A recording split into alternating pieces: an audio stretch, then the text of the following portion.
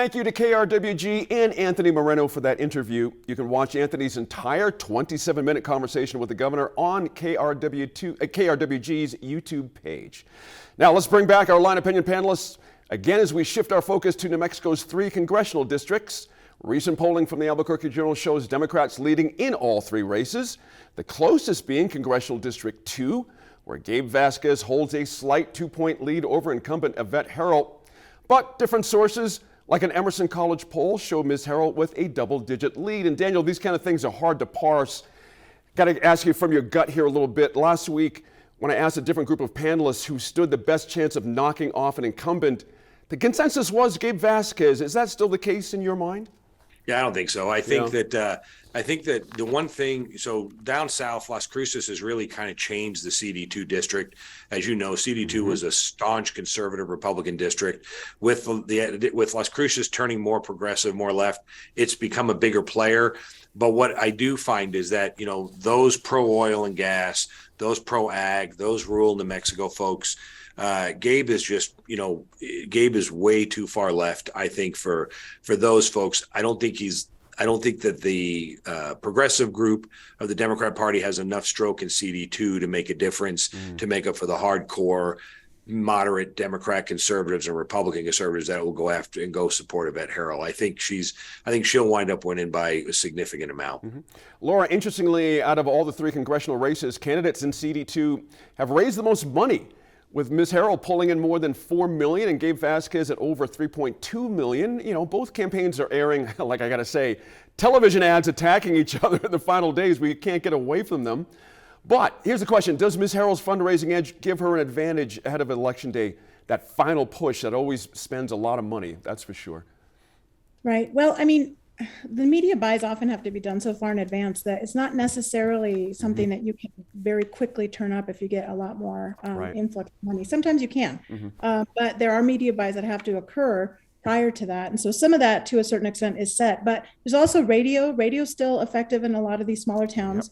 You know, the local retail politics in a lot, especially in CD2, I think, is super important. Well, one thing to keep in mind, this particular poll was had a total of 625 voters who were polled. The less people you poll, the higher the potential margin of error, right? As opposed to the Emerson poll that came out, that one was 1,000 people statewide. And so, you know, that's an issue. And I haven't looked exactly at the crosstabs for this poll. I haven't looked at it in detail, but I will say this: there are a lot of people in, you know, after redistricting that are in Albuquerque and the South Valley on the west side. I am now in CD2, which is weird to be in the same district as my hometown and as my fiance's hometown. It's weird. Yeah. But those particular, you know, those voters are going to make a difference in this election potentially. And so you have to consider, you know, were they also part of this poll, or did they only poll likely voters or voters who had cast ballots in this congressional district in 2018 and 2020? Because if they only vote, you know, they did not capture the folks who are now in there that used to be in CD1. So that's a question. And I think that that's something I would want to explore a little bit further to consider what, you know, how accurate this particular poll was. But I do know that what was interesting to me is I saw that the Journal endorsed Gabe Vasquez, which is really surprising. I expected him, I mean, they endorsed Ronchetti, so I would have expected them to endorse Herrell, and they didn't. They endorsed Vasquez. So all 3 of the Democrat congressional seats were endorsed by the Journal. No, they CD1 I thought was the Republican. I thought they endorsed the one in Albuquerque. I thought they endorsed early was the Republican lady. I thought. Yeah, Holmes. I thought all 3 of them were. We can double check that, but either way, I know that for Gabe Vasquez, because that really caught my eye to see an endorsement from the Journal for him.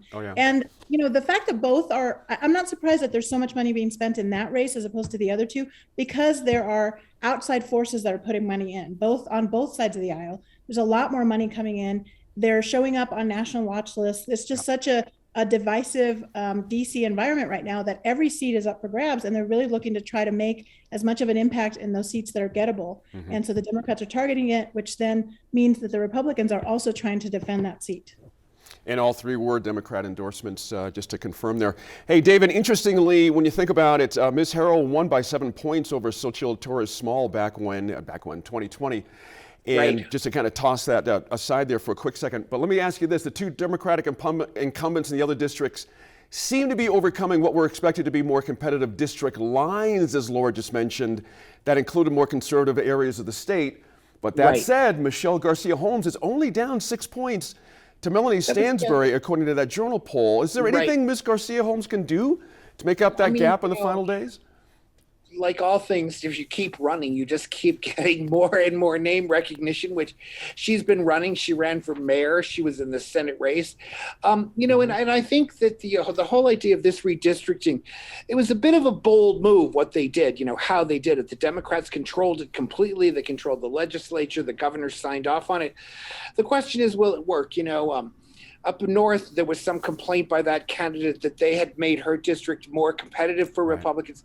That doesn't seem to be the case when you start looking at the polling. So, the question too is, when you're talking about the endorsements by the Journal, do these endorsements matter? That's what I keep wondering. I mean, do we know, did the television stations endorse? Do they endorse? Does it matter if they endorse? I mean, that's the whole thing. And then just for a number to throw out there, there was a number out this morning, $16.7 billion have been spent on these midterm races nationwide.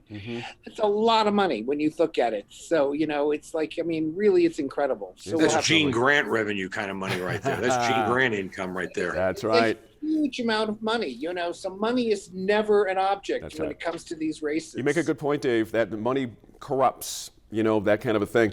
Hey, Dan, let me ask you this about District 3. Another second-time candidate struggling up there. Journal polling showing incumbent Democrat Teresa Leger Fernandez 18-point lead over Republican challenger Alexis Martinez Johnson. I think she is one of those people that she's local to the area. I think she's done a very good job. She seems to be well liked.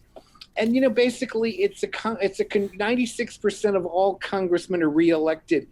She's going to be right in there, she's going to keep that seat for as long as she wants. Daniel, what do you think? Did Alexis Martinez Johnson coming at 35% and the incumbent at 53%, the district was supposed to be more competitive than this. What happened there? It's not more competitive. It's still a heavy Democrat district. I still believe at the end of the day that I think the CD3 and CD2 were both extremely strong Democrat and Republican seats.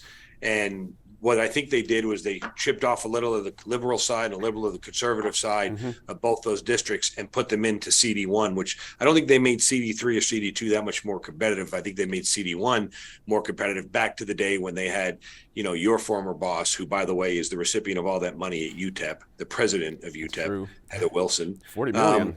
Yeah. At Heather Wilson, she's knocking the ball out of the park 40 miles across the state line. So I think I think they've made the seats more competitive on paper, but when you start getting in on when you start talking about redistricting, you look at voter tendencies, you look at demographics. I mean, we know that you can put a whole bunch of Democrats in one district, but if you don't put enough with the same race, then you don't get the same outcome. So, it's easy to say, hey, listen, we've made this district more competitive by voters, but, or we've made this district more competitive by ethnicity. Right. But if you don't get the right combination, it really doesn't do much to change the outcome of the elections. That's a very good point there. Very interesting. Hey, Laura, got to get this in before we get out of here. We talked about the importance of turnout in state races. What about here? Because again, as Dave mentioned before, early voting and everything else that goes with it is very impactful these days. We've got a lot of votes in and counted already. Right. I mean, the early voting is trending Democrat. The absentee ballot tends to be fairly evenly split. Well, it has in the past, but the Republicans edge out a little bit in the absentee ballot. They're, it's an older demographic that tends to use absentee ballots. Election day itself is often hugely Democrat. People still love to go to the poll. I don't know why, because you stand in line in many cases, and I like to get that out of the way. But that's going to be, I think it's going to be a long night that we're going to be waiting for results to come in from certain areas. Right. So, I still think that I agree with Dan that Michelle Lujan Grisham is going to edge it out. But I think we're just going to be a long night sort of waiting for those final results to come in. Good points there. Thanks again to our Line Opinion panelists. We'll be right back here for our final discussion of the day in a little over 10 minutes when we talk about the new oil and gas drilling approved near Chaco Park.